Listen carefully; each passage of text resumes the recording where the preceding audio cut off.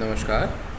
मैं राजेंद्र मीणा, सहायक आचार्य, राजकीय महाविद्यालय बारा से महाविद्यालय के इस YouTube चैनल पर आप सबका स्वागत करता हूं। बच्चों, हम वनस्पति शास्त्र विषय में BSc सेकेंड ईयर में पेपर थर्ड के अंतर्गत यूनिट सेकेंड का अध्ययन कर रहे हैं।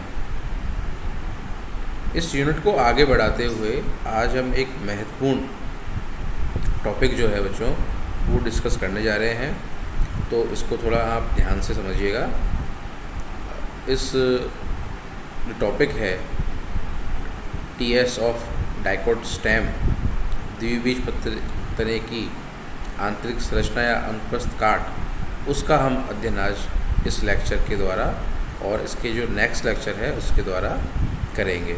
ठीक है, बहुत महत्वपूर्ण टॉपिक है बच्चों ये, तो इसको आप ध्यान से समझने का प्रयास करना।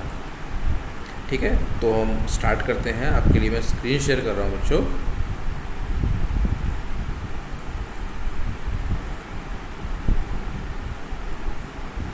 हाँ,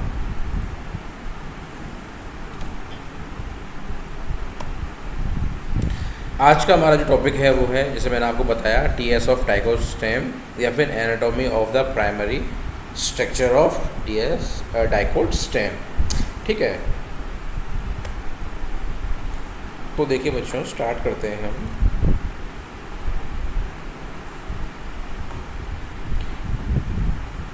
एक जो प्रारूपिक द्विबीजपत्री तना होता है उसके मुख्य भाग निम्न हैं।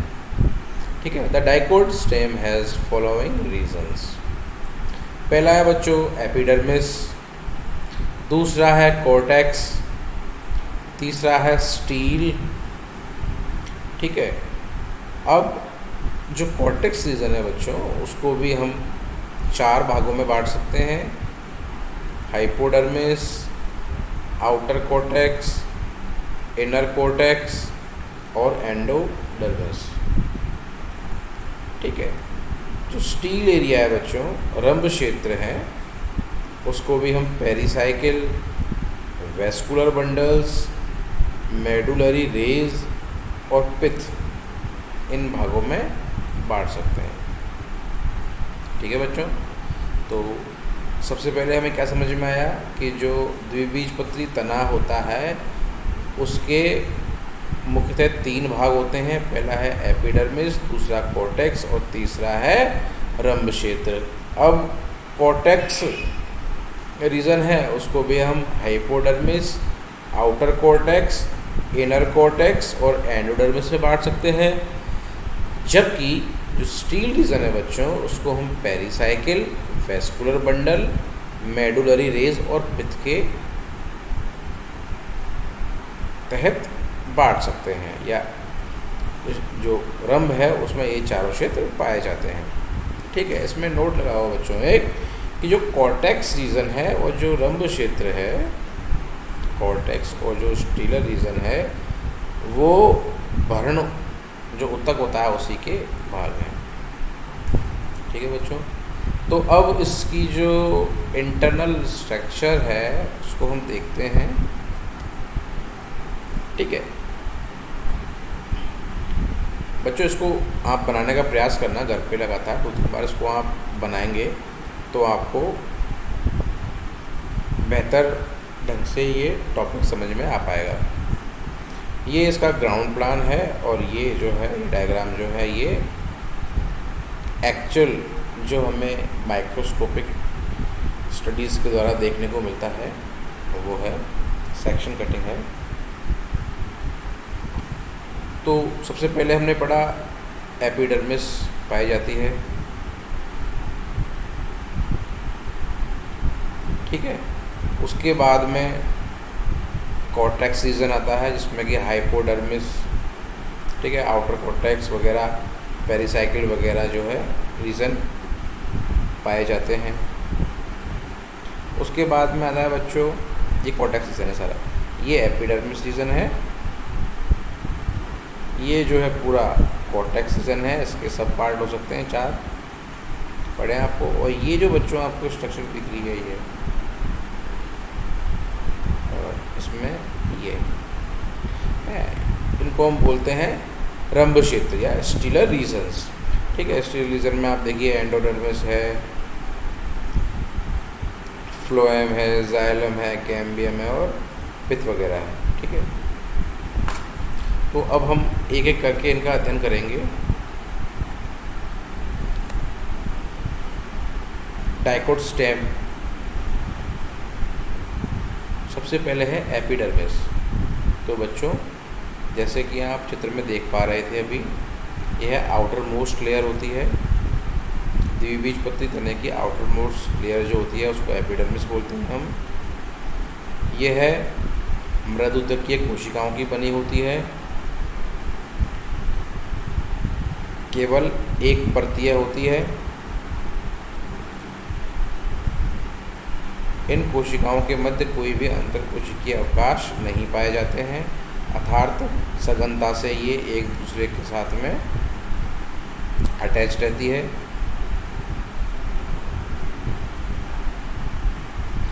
इसकी जो आउटर टेंजिलियल वॉल है वो थिक होती है, जो ऊपर की जो वॉल है वो थिक होती है। अब इस एपिडर्मिस में क्यूटीन का निक्षेपण पाया जाता है, बहुत इम्पोर्टेंट है। ठीक है, क्यूटीन के निक्षेपण के कारण जो है एपिडर्मिस है उस पर क्यूटिकल की एक परत चढ़ी होती है। ठीक है, क्यूटीन की एक परत चढ़ी होती है, इसके हम क्यूटिकल बोलते हैं।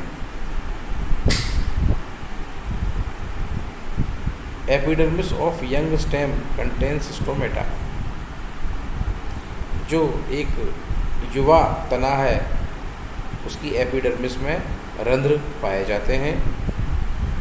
मल्टी सेलुलर हेयर्स या ट्राइकोम यूजुअली प्रेजेंट होते हैं किसमें, एपिडर्मिस में। देखिए बच्चों ये एपिडर्मिस है, ठीक है, इसमें ये देखिए मल्टी सेलुलर हेयर्स पाए जाते हैं, ट्राइकोम्स बोलते हैं इनको। ठीक है,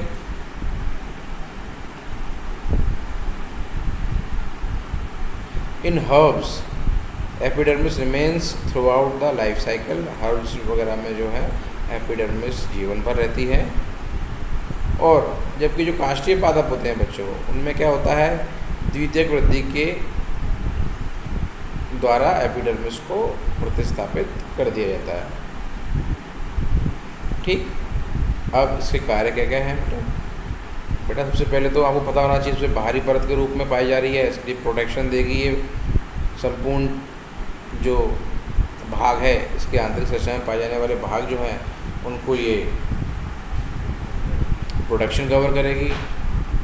सेकंड, क्योंकि इसमें क्यूटिकल पाई जाती है इसलिए ये वाटर लॉस जो है उसको नियंत्रित करेगी। तीसरा, हमने पढ़ा था कि युवा तने में स्टोमेटा पाए जाते हैं, इसलिए गैसियस एक्सचेंज में सहायता करेगी। और last, trichomes and hairs provide protection. इसके अलावा जो ट्राइकोम पाए जा रहे हैं, हेयर्स एपिडर्मल हेयर जो पाए जा रहे हैं, उसकी वजह से भी सुरक्षा का कार्य संपन्न होता है। ठीक है बच्चों, तो हमने ये एपिडर्मिस पढ़ी, डाइकोट स्टेम की एपिडर्मिस। इसको दोबारा से मैं रिवाइज कर देता हूँ आपके लिए बच्चों, ये आपको याद करना ही पड़ेगा, डिफ्रेंशिएट करके याद कीजिए। जितनी बार आप रिवीजन करेंगे उतना बेहतर तरीके से आप याद कर पाएंगे। तो एपिडर्मिस जो है आउटर मोस्ट लेयर होती है, सबसे बाहर की तरफ आ जाती है। ये मृदुतकीय कोशिकाओं की बनी होती है, एक परतीय होती है, क्लोजली पैक्ड होती है और इनके बीच में कोई कोशिकीय अवकाश नहीं पाया जाता। क्यूटिकल की एक परत पाई जाती है, स्टोमेटा पाया जाता है, एपिडर्मल हेयर जो मल्टी सेलुलर होते हैं पाए जाते हैं। वुडी प्लांट्स में सेकेंडरी ग्रोथ के कारण नष्ट हो जाती है, प्रतिस्थापित हो जाती है। कार्य इसका सुरक्षा है, जलहानि को रोकना है, गैसीय विनिमय में सहायता करना है और ट्राइकोम्स भी जो है इसकी प्रोटेक्शन प्रोवाइड करवाते हैं एंटायर स्टेम को। ठीक है बच्चों, पहला पार्ट पढ़ लिया हमने एपिडर्मिस। अब सेकंड पार्ट हम पढ़ेंगे डाइकोट स्टेम का, वो है कॉर्टेक्स। तो जो कॉर्टेक्स होता है वो एपिडर्मिस के नीचे की ओर पाई जाने वाली परत होती है।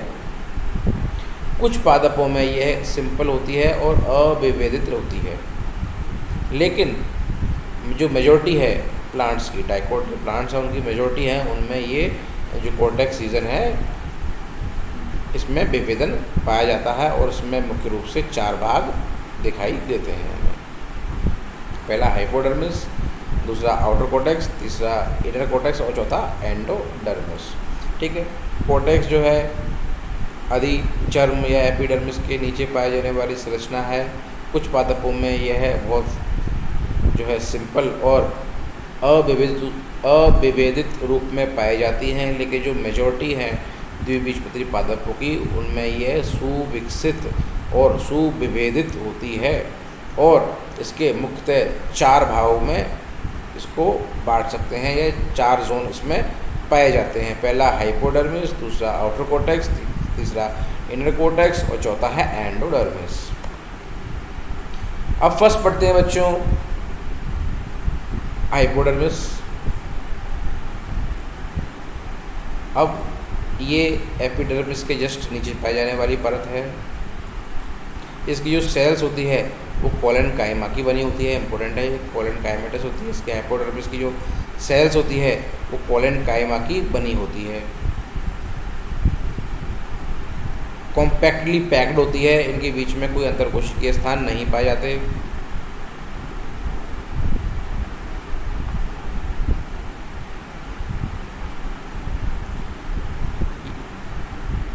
हाइपोडर्मिस में सामान्यतः जो है क्लोरोप्लास्ट नहीं पाया जाता। ठीक है। लेकिन हाँ, ज़ीरोफाइट जो पादप होते हैं बच्चों, उसमें हाइपोडर्मिस जो थे स्क्लेरन काइमा की बनी होती है। ठीक है। पहली बात है कि जस्ट एपिडर्मिस के जस्ट नीचे पाई जाने वाली परत है, इसकी जो कोशिकाएं कोलन काइमेटस होती है, लेकिन ज़ीरोफाइट्स में जो हाइपोडर्मिस होती है वो स्क्लेरन काइमेटस होती है। ये बहुत इंपॉर्टेंट है। और इसमें भी जो है कोशिकाओं के बीच में स्थान नहीं पाए जाते हैं और सामान्यतः इसमें हरित लवक का भी अभाव होता है। ओके। अभी क्या से काम क्या है बच्चों? तो इसका मुख्य जो कार्य है कॉर्टेक्स में, जो हाइपोडर्मिस जो रीजन है उसका, वो मैकेनिकल सपोर्ट, जो तना है उसको यांत्रिक सामर्थ्य, यांत्रिक सहायता प्रदान करना इसका मुख्य कार्य है। दूसरा, in plants with secondary thickening hypodermal cells give rise to cork cambium which give rise to bark. ठीक है। जिन पादपों में बच्चों, ये भी बहुत इंपॉर्टेंट काम है इसका, याद रखिएगा कि जिन पादपों में सेकेंडरी थिकनिंग पाई जाती है, सेकेंडरी ग्रोथ पाई जाती है, उसमें जो हाइपोडर्मल जो सेल्स होती हैं, जो हाइपोडर्मल सेल्स होती हैं, वो कॉर्क कैम्बियम यानी कॉर्क एधा का निर्माण करती है और इसी कॉर्क कैम्बियम के फलस्वरूप अंत में किसका निर्माण होता है बच्चों? बार्क का, या तने की जो छाल जिसे हम बोलते हैं उसका निर्माण होता है। पहला काम हो गया यांत्रिक सामर्थ्य, दूसरा काम कॉर्क कैम्बियम का निर्माण। ठीक है बच्चों। नेक्स्ट, पहला पढ़ लिया हमने हाइपोडर्मिस, सेकेंड हम पढ़ेंगे आउटर कॉर्टेक्स। हाइपोडर्मिस के नीचे पाया जाने वाला। ठीक है। इसकी जो सेल्स होती हैं वो क्लोरेन काइमेटस होती हैं, क्लोरेन काइमेटस, जबकि जो हाइपोडर्मिस की सेल्स होती है बच्चों वो है कोलेन काइमेटस। ठीक है, याद रखिएगा इसको, इम्पोर्टेंट है। Loosely packed with intercellular space. ठीक है, आगे समझ में बच्चों। हाइपोडर्मिस की जो सेल्स होती है वो कॉम्पैक्टली पैक्ड होती हैं, कोई अंतरकोशिकीय अवकाश नहीं पाए जाते हैं, जबकि जो आउटर कॉर्टेक्स है उसकी जो कोशिकाएं होती हैं लूजली पैक्ड होती हैं विद इंटरसेलुलर स्पेस, अंतरकोशिकीय अवकाश पाए जाते हैं। अब in xerophytes outer cortical cells form palisade like tissue. ठीक है। अब क्योंकि इसमें क्लोरेन काइमेटस कोशिकाएं हैं, क्लोरोफिल पाया जा रहा है, तो बच्चों ऑब्वियसली ये आउटर कॉर्टेक्स रीजन जो है वो क्या प्रकाश संश्लेषण संबंधी कार्य करेगा। ठीक है। ये जो डायग्राम आप देख पा रहे हो यहाँ से लेके ये जो वाइट कलर में आपको जो स्ट्रक्चर्स दिख रही है ये सारी, ये पूरा जो है आउटर कॉर्टेक्स का रीजन है। ठीक है, अब नेक्स्ट बढ़ते हैं हम इनर कॉर्टेक्स। इसकी जो कोशिकाएं होती है बच्चों मृदुतकीय होती है, loosely packed with intercellular spaces. इसमें भी अंतर कोशिकीय अवकाश पाए जाते हैं। कहने का मतलब ये जो आउटर कॉर्टेक्स और इनर कॉर्टेक्स की जो कोशिकाएं होती है वो लूजली पैक्ड होती है और उनमें जो है अंतर कोशिकीय अवकाश पाए जाते हैं। ठीक है, इसका कार्य क्या है? Storage of carbohydrates. इंपॉर्टेंट है, फंक्शंस आपको सारे के सारे बच्चों याद होने चाहिए। ठीक है, आउटर कॉर्टेक्स का कार्य क्या है? प्रकाश संश्लेषण। और इनर कॉर्टेक्स का काम क्या है? कार्बोहाइड्रेट का संग्रहण। ठीक,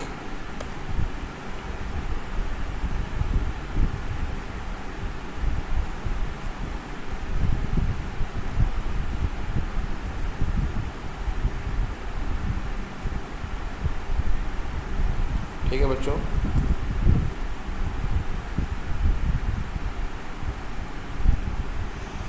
अब एक सामान्य जो है कॉर्टेक्स की जो संरचनाएं हैं उसकी सामान्य विशेषताएं वो हम देख लेते हैं। जो जलोद्भिद पादप होते हैं उसमें जो कॉर्टेक्स होता है उसमें बहुत सी एयर कैविटीज़ या वायु गुहिकाएँ पाई जाती हैं। ठीक है, तो हम ऐसे कॉर्टेक्स को क्या बोलते हैं? ऐसे कॉर्टेक्स में मिलने वाला जो ये जो संरचना है इनको क्या बोलते हैं? एरेनकाइमा। तो जलोद्भिद पादपों में कॉर्टेक्स के अंदर बहुत सी वायु गुहिकाएँ पाई जाती हैं जिन्हें एरेनकाइमा कहा जाता है। अब ये एरेनकाइमा क्या काम करता है? गैसीय विनिमय काम करता है पहला, और दूसरा क्या जो है पादप को उत्प्लावकता या बायोन्सी प्रदान करता है। तो एरेनकाइमा का काम क्या हुआ बच्चों? पहला है गैसीय विनिमय और दूसरा है बायोन्सी। ठीक है, अब कुछ पादप हैं जैसे कि यूकलिप्टस, यूजीनिया, फाइकस वगैरह, उसकी जो कॉर्टेक्स रीजन होते हैं बच्चों उसमें स्क्लेरेनकाइमेटस पैचेस पाए जाते हैं। ठीक है, यूकलिप्टस में सीक्रेटरी कैविटीज़ पाई जाती हैं।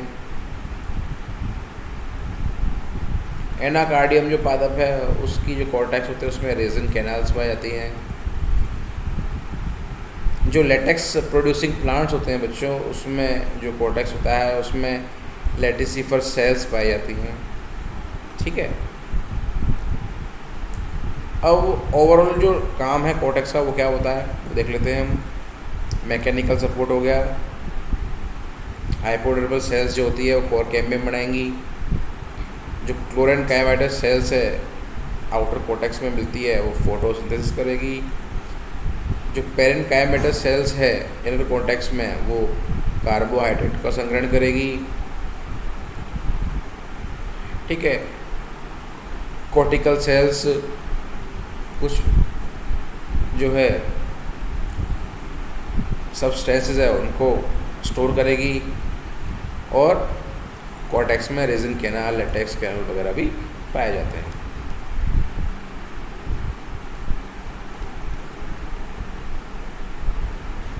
बच्चों कॉर्टेक्स रीजन का जो आखिरी पार्ट है एंडोडर्मिस उसको देख लेते हैं हम।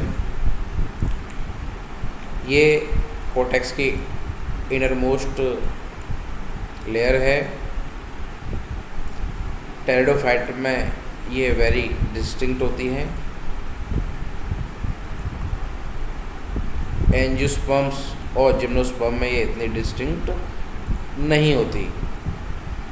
Endodermal cells accumulate starch as grain, hence called starch sheath. जो बच्चों एंडोडर्मल जो सेल्स होती हैं वो स्टार्च का संग्रहण या एक्यूमुलेशन करती है, इसलिए इन्हें स्टार्च शीथ भी कहा जाता है।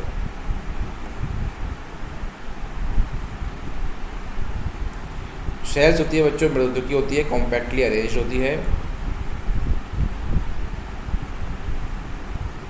अब इसमें एक बहुत इम्पोर्टेंट पॉइंट है कि जो एंडोडर्मिस जो सेल्स होती है बच्चों, उनमें रेडियल और इनर टेंजेंशियल वॉल में क्या थिकनेस पाई जाती है। तो जो थिकनिंग है उसको हम बोलते हैं कैस्पेरियन थिकनिंग, इसे हम कैस्पेरियन बैंड भी या कैस्पेरियन सेल्स भी बोलते हैं। ये जो कैस्पेरियन सेल्स होती हैं बच्चों, ये सुबेरिन और लिग्निन की बनी होती है। और ये जो लिग्निन और जो सुबेरिन है बच्चों, ये जल के प्रति पूर्णतः अपारगम्यता दर्शाता है, इसलिए जो ये लेयर होती है इनमें से जल पास नहीं हो सकता। ठीक है, तो अब जैसे कि मान लीजिए कैस्पेरियन बैंड्स दिखा रखे हैं, इसमें रेड कलर से जो स्ट्रक्चर बता रखे हैं बच्चों, ये है कैस्पेरियन बैंड्स। इनमें से होकर जल पार नहीं हो सकता। जल पार कहाँ से होगा? जो इनके बीच बीच में जो स्पेस पाया जाता है, जैसे ये स्पेस पाया जा रहा है, यहाँ से जल पाए, तो इनको क्या बोलते हैं? Passage sales. ठीक है,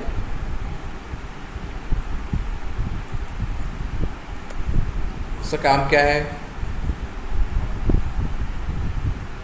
जो एग्जैक्ट फंक्शन है बच्चों, वो अभी भी इसका ज्ञात नहीं है। कुछ लोग ये बोलते हैं कि ये जो है स्टार्च ग्रेन्स वगैरह है, इनका संग्रहण करती है ये लेयर, और जो कैस्पेरियन जो क्षेत्र होता है बच्चों, वो अपने में से होकर वाटर को आगे नहीं जाने देता। ठीक है बच्चों, तो ये हमने आज इस लेक्चर के द्वारा डाइकोट स्टेम की 2 संरचनाएं हैं, एपिडर्मिस और कोर्टेक्स रीजन, उसका हमने अध्ययन किया। जो नेक्स्ट टॉपिक है, जो नेक्स्ट इसका जो भाग है बच्चों, स्टीलर रीजन, ठीक है, उसका अध्ययन हम नेक्स्ट लेक्चर में करेंगे। Thank you.